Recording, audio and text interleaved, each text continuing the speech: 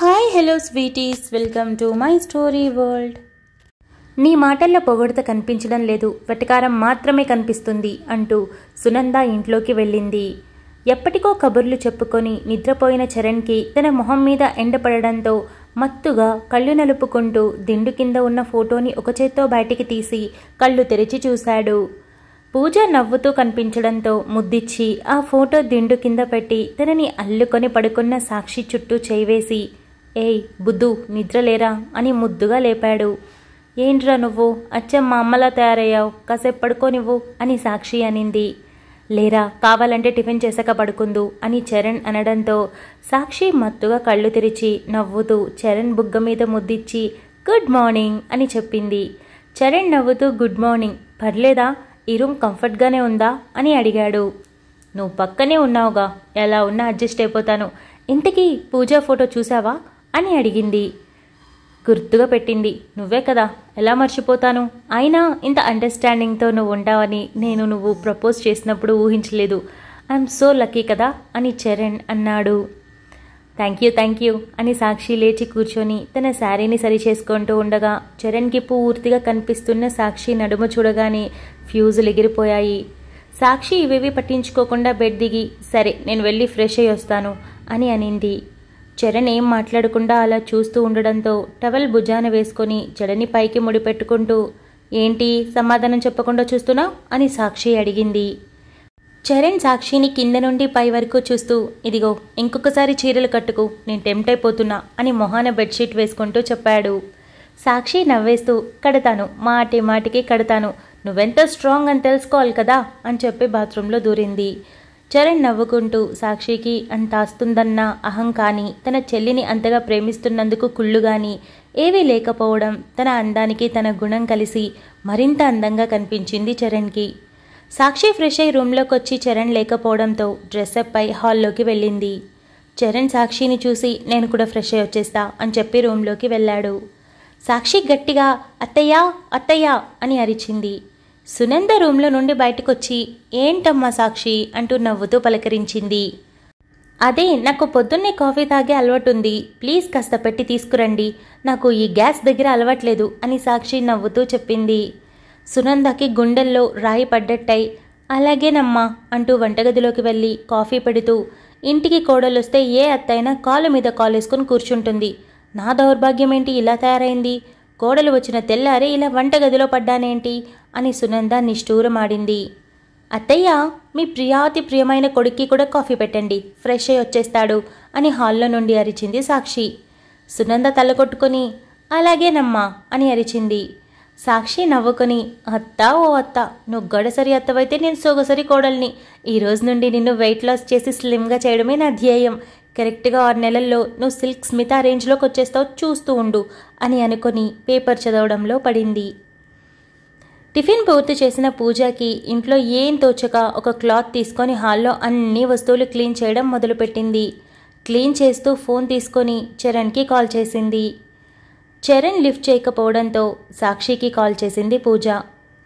పూజ నుండి కాల్ రావడంతో సాక్షి నవ్వుతూ లిఫ్ట్ చేసి గుడ్ మార్నింగ్ పూజ, ఎలా ఉన్నావు అని అడిగింది. నిన్ననేగా చూసావు, బాగున్నాను, సరే కానీ నాకు హెల్ప్ చేయాలి అని పూజ అడిగింది. ఆహా, వరాలిచ్చే దేవతే నన్ను వరం అడుగుతోందా, అయినా నువ్వు కదా అందరికీ సాయం చేస్తావు, నన్ను సాయం అడుగుతున్నావేంటి విచిత్రంగా అని సాక్షి అడిగింది.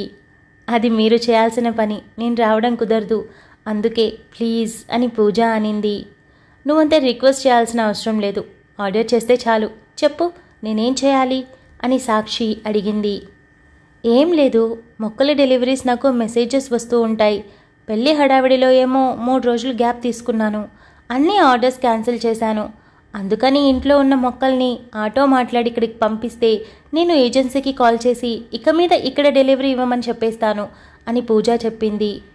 అంతేనా, సరేలే, ఎలాగో ఈరోజు ఇద్దరం ఆఫీస్కి వెళ్ళట్లేదు, మొక్కలన్నీ తీసుకొని మేము ఇంటికి వస్తాం, నువ్వేం టెన్షన్ పడకు అని సాక్షి చెప్పింది. సరే, ఎదురు చూస్తూ ఉంటాను అని చెప్పి పూజ నవ్వుతూ కాల్ కట్ చేసింది. పూజ కాల్ కట్ చేయడమే హాల్లోకి ఎవరో ఇద్దరు వస్తూ కనిపించటంతో అత్తయ్య అత్తయ్య అని పూజ అరిచింది. ప్రభావతి హాల్లోకి రావడం ఎదురు వస్తున్న ఇద్దరినీ చూసి నవ్వుతూ పూజని దాటి ముందుకు నడిచింది. మంజు, ఇదేనా రావడం? పెళ్ళికి రాకుండా ఇలా ఈరోజు వస్తున్నావా అంటూ నవ్వుతోనే చిరు కోపం చూపించింది ప్రభావతి. లేదత్తయ్యా, కుదరక రాలేదు, లేకపోతే నేను రాకుండా ఉంటానా చెప్పు అని మంజు అనింది. వెంకట్, బాగున్నావా? అయినా మీకు సంవత్సరానికి ఒక్కసారి కూడా ఈ పిన్ని గుర్తురాదు కదా అని ప్రభావతి అనింది. అయ్యో పిన్ని, నీకు తెలుసు కదా, ఇద్దరం వర్క్స్తో బిజీ. అయినా మీరు దిగులు పడకండి, ఈసారి ఇక్కడ 2 నెలలు ఉండబోతున్నాం అని వెంకట్ చెప్పాడు. నిజంగా? రండి రండి, ముందు కూర్చోండి అని ప్రభావతి అనింది. ఇద్దరూ కూర్చోగానే ప్రభావతి వెనక్కి తిరిగి చూసి పూజ కనిపించకపోయేసరికే పూజ అని గట్టిగా పిలిచింది. పూజ జ్యూస్ ట్రేతో నడుచుకుంటూ వచ్చింది. మంజు తనేరా, రేవంత్ భార్య పూజ అని ప్రభావతి పరిచయం చేసింది. మంజు లేచి అప్పుడే వచ్చిన పూజ చేతిలో ట్రే తీసుకొని పక్కన పెట్టి తన చేతులు పట్టుకొని, ఎలా ఉన్నావు? నేను రేవంత్కి వదిన అవుతాను, అత్తయ్య వాళ్ళ అన్న కూతుర్ని అని మంజు తనను తాను పరిచయం చేసుకుంది. పూజ నవ్వుతూ, బాగున్నారా అని అడిగింది. అరే, నీకింత వరుసలు చెప్తున్నావు ఎందుకు? నేను నీకు అక్క అవుతాను, చక్కగా అక్క అని పిలువు, బాగుంటుంది అని మంజు చెప్పింది. పూజ తల ఊపి జ్యూస్ గ్లాస్ ఇచ్చి మరో గ్లాస్ తీసుకొని వెళ్ళి, తీసుకోండి బావగారు అని ఇచ్చింది. థ్యాంక్ యూ అని వెంకట్ నవ్వుతూ చెప్పి తీసుకున్నాడు. పూజ, నా పేరు మంజు, మా ఆయన పేరు వెంకట్. మాకు మ్యారేజ్ అయి 2 years అవుతుంది. ప్రతి సంవత్సరం 15 days ఇక్కడే ఉండి వెళ్తాం. కానీ ఈ ఇయర్ అలా కాదు, 2 నెలలు ఉండబోతున్నాం. అది కూడా ఇక్కడే, ఈ ఇంట్లోనే. నీకేం ఇబ్బంది లేదు కదా అని మంజు అడిగింది. పూజ అడ్డంగా తల ఊపి, అదేంటి అలా మాట్లాడుతున్నారు? ఇది మీ మేనత్త ఇల్లు, మీరు ఎప్పుడు కావాలంటే అప్పుడు రావచ్చు, ఎప్పుడు కావాలంటే అప్పుడు వెళ్ళొచ్చు అని నవ్వుతూ చెప్పింది. పిన్ని, మంచి కోడలు దొరికింది నీకు అని వెంకట్ అన్నాడు. అవును, ఏరికోరి తెచ్చుకున్నాను అని ప్రభావతి నవ్వింది. అత్తయ్య, రేవంత్ లేడా? మళ్ళీ ఆఫీస్కి వెళ్ళాడా? నిన్ననే కదా పెళ్ళైంది అని మంజు కాస్త కోపాన్ని చూపిస్తూ అడిగింది. నీకు తెలుసు కదా వాడి గురించి, ఈ పెళ్లి కొప్పించడమే పెద్ద ఛాలెంజ్లో తయారైంది. ఎలాగో ఒప్పుకున్నాడు, అందుకే వాడి ఇష్టానికి వదిలేశాను, వాడే మారుతాడులే అని ప్రభావతి చెప్పింది. అత్తయ్య, నాకు రేవంత్ మీద ఏ కోపం లేదు, కానీ జరిగిన పరిస్థితుల్ని వాడి వైపు నుండి చూస్తున్నాడు. మన వైపు నుండి కూడా చూస్తే కదా అంతా అర్థమవుతుంది. సరేలే, తెలుసుకుంటాడు అని మంజు అనింది. నేను వంట చేస్తాను, మీరు మాట్లాడుతూ ఉండండి అని పూజ చిన్న నవ్వు నవ్వి వంటగదిలోకి వెళ్ళిపోయింది. పిన్ని, రేవంత్ గురించి మొత్తం పూజకి తెలుసా అని వెంకట్ అడిగాడు. లేదు వెంకట్, తనకి రాత్రి తెలిసింది రేవంత్కి పెళ్ళైన విషయం. అంతకుముందు ఎవరూ చెప్పలేదు, కానీ తను సుష్మాలా కాదు అరిచి గీ పెట్టడానికి. ఇదంతా దేవుడు రాసిన తలరాత అని తనకు తానే సర్ది చెప్పుకుంది. చాలా మంచిది, ఒక్క మాటలో చెప్పాలంటే అంత నెమ్మదస్తురాలు మనలో ఎవరూ లేరు అని ప్రభావతి చెప్పింది. అయితే తప్పకుండా ఈ అమ్మాయి ఇంటికి సరైన కోళ్లే అని వెంకట్ అన్నాడు. అత్తయ్య, పూజ అందంగా కూడా ఉంది, తన గుణం గురించి విన్నాక ఇంకా నచ్చింది అని మంజు చెప్పింది. ప్రభావతి నవ్వి, అవును, ఇంతకీ అమ్మ వాళ్ళ దగ్గరికి వెళ్ళలేదా అని అడిగింది. లేదత్తయ్య, ఇక్కడ నాకు ఒక కాంట్రాక్ట్ వచ్చింది, దానికోసమే ఇక్కడికి వచ్చాం. అలాగే మరో 2 వారాల్లో జరగబోయే ఫ్యాషన్ వీక్లో నా డిజైన్స్ ఫైనలైజ్ అయ్యాయి, అది కూడా చూసుకొని వెళ్ళాలి. అన్ని వర్క్స్ కంప్లీట్ అయ్యేసరికి దాదాపు 2 నెలలు పడుతుంది. ఈ మధ్యలో ఒకసారి అమ్మ దగ్గరికి వెళ్ళొస్తాను, కానీ ఇప్పుడే కాదు, ఈ ఫ్యాషన్ వీక్ కంప్లీట్ అయ్యాక, ఎందుకంటే వర్క్ బర్డెన్ ఎక్కువగా ఉంది అని మంజు చెప్పింది. మరి నువ్వు వెంకట్ అని ప్రభావతి అడిగింది. ఏం చేస్తాం పిన్ని, నీ కోడల కోసం తప్పదన్నట్టు వర్క్ ఫ్రమ్ హోమ్తో అడ్జస్ట్ అవుతున్నా అని వెంకట్ నవ్వుతూ చెప్పాడు. పూజ, అత్తయ్య అని పిలవడంతో అందరూ పూజ వైపు చూశారు. అత్తయ్య, సాంబార్, టమోటా పచ్చడి, బంగాళదుంప వేపుడు చేస్తున్నా, మీ అందరూ అవి తింటారు కదా అని పూజ అడిగింది. పూజ, ప్లీజ్, ఎవరొద్దన్నా సరే ఇవి మాత్రం కంపల్సరీ చేయి. ఆస్ట్రేలియాలో ఆ బయట ఫుడ్స్ తినలేక, మీ అక్క చేతి వంట తినలేక సగం బక్క చిక్కిపోయాను. నాకు రోజు మన నేటివిటీ ఫుడ్ చేయి అని వెంకట్ నవ్వుతూ అడిగాడు.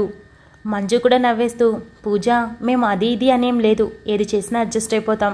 నీకు ఓపికన్నంత వరకే చేయి, కష్టపడి 4-5 రకాలు చేయాలి అనే ఆలోచన అక్కర్లేదు అని మంజు చెప్పింది. ఖాళీగానే ఉన్నాను కదా, నేను పనితో కాలక్షేపం చేసేస్తాను అని చెప్పి పూజ అక్కడి నుండి వెళ్ళింది.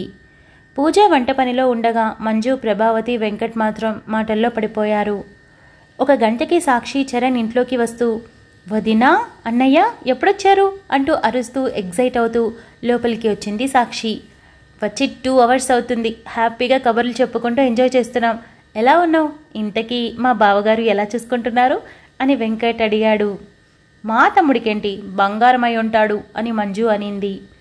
చరణ్, నీకు చెప్పాను కదా, మా మేనమామ కూతురు, తన పేరు మంజు, నాకు వదిన అవుతుంది. ఇకపోతే తను వెంకట్ అన్నయ్య అని సాక్షి చెప్పింది. ఓ గాడ్, మీరేనా ఆస్ట్రేలియాలో ఉంటారని, మీరు ఫ్యాషన్ డిజైనింగ్ చేస్తారని చాలా చాలా చెప్పింది మీ గురించి. మీరంటే తనకి చాలా ఇష్టం అని చరణ్ అన్నాడు. మంజు వెంకట్ నవ్వడంతో సాక్షి కూడా నవ్వేసింది. చరణ్ కూర్చోండి, నేను వెళ్ళి జ్యూస్ తీసుకొస్తాను అని ప్రభావతి వెళ్ళబోతూ ఉంటే, అత్తయ్య మీరు ఆగండి, పూజ వంటగదిలోనే ఉంటుంటుంది, నేను వెళ్ళి పలకరిస్తాను అని చరణ్ వెళ్ళాడు.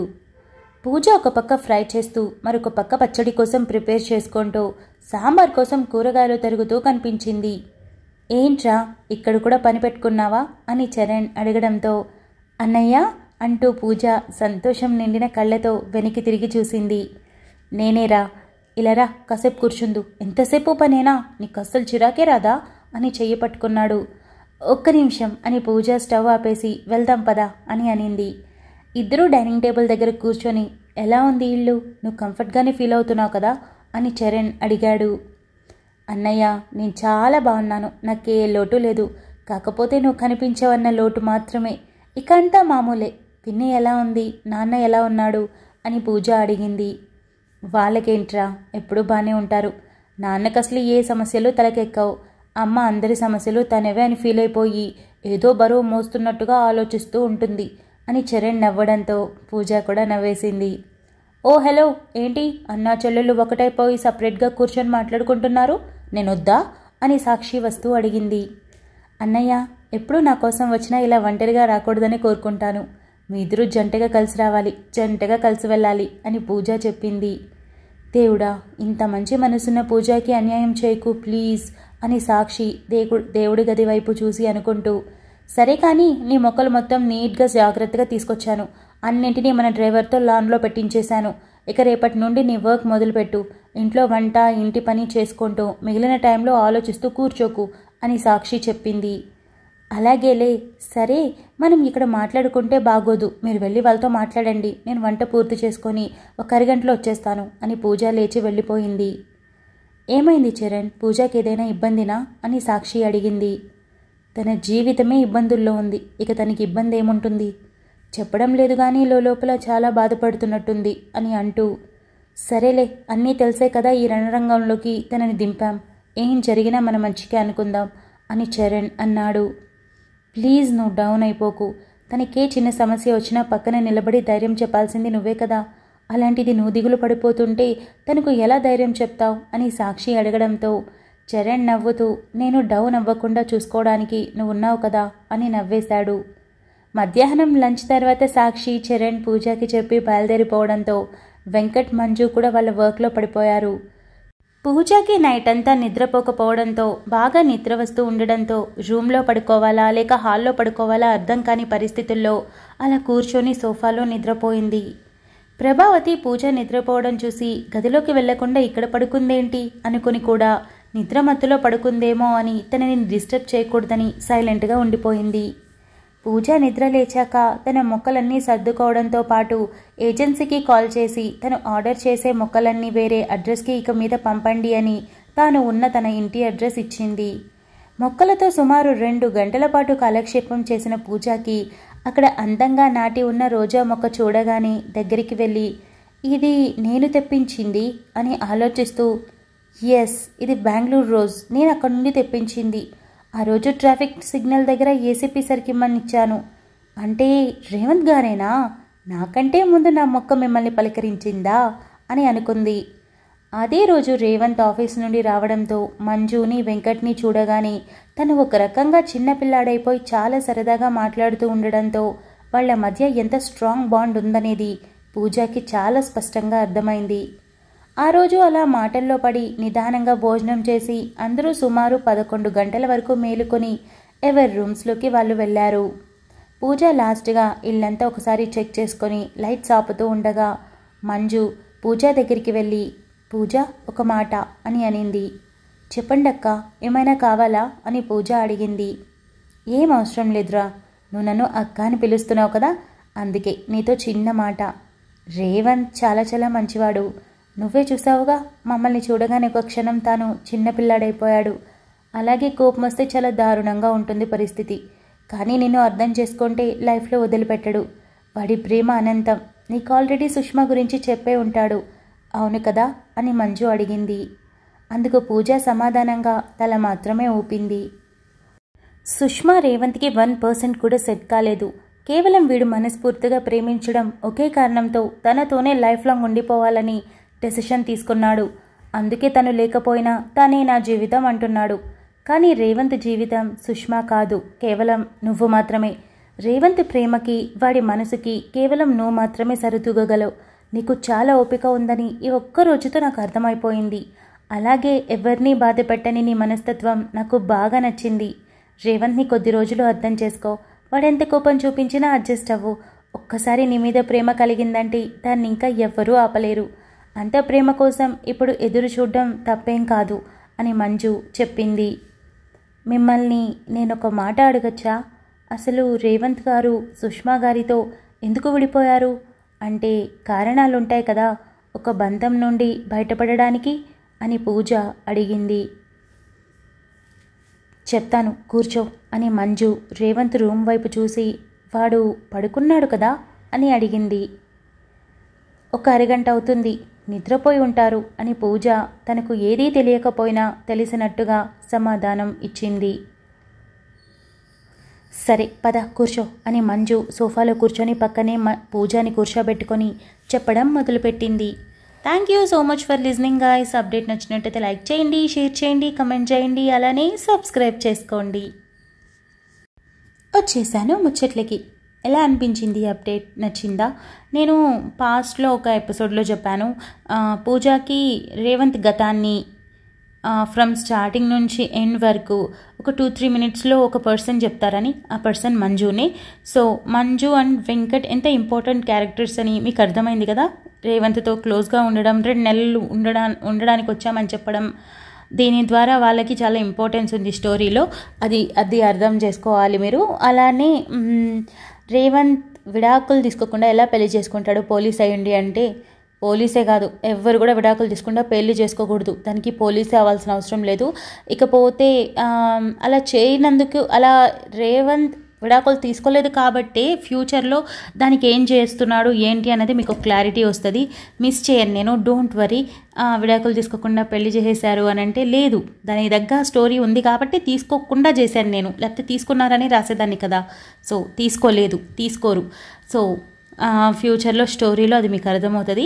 ఇకపోతే లాస్ట్ అప్డేట్ కమెంట్స్ విషయానికి వస్తే, మనోజ్ పవిత్ర వాళ్ళ అమ్మానని కన్విన్స్ చేసిన తీరు, తను మాట్లాడిన మాటలన్నీ చాలా బాగున్నాయి అని అన్నారు. అలానే కొన్ని కమెంట్స్ ఏంటి అని అంటే, ఎలాగో మనోజ్ యాక్సెప్ట్ చేస్తాడని తెలిసిన విషయమే కదా, దాన్ని వదిలేసి కీర్తన గురించి రాయొచ్చు కదా అన్నారు.